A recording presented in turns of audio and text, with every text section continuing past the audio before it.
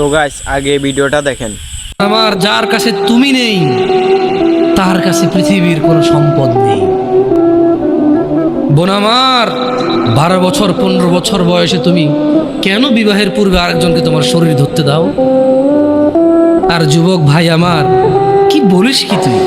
এই পৃথিবী আর পৃথিবীতে যা আছে এর চেয়ে মূল্যবান হচ্ছে এই মেয়েটা। তুই এরকম মূল্যবান একটা জিনিস ওর ধরে ছুঁয়ে তুই ওকে ওর মূল্য কমিয়ে দিবি? এত বড় জুলুম ওর প্রতি তোর। তুই আল্লাহকে ভয় করিস না তাই বলে এতটা এতটা কি বলিস তুই?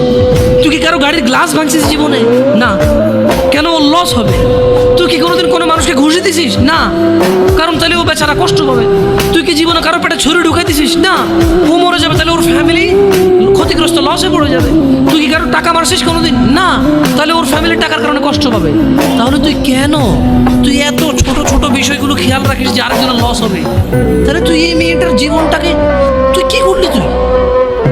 তুই পুরো পৃথিবী আর পৃথিবীতে যা আছে সবকিছু বিক্রি করলে যে সম্পদ হবে, সবকিছু অর্জন করলে যে অর্জন হবে, এর চাইতে মূল্যবান তুই ওকে সতীত্ব থেকে বের করে নিয়ে আসলি।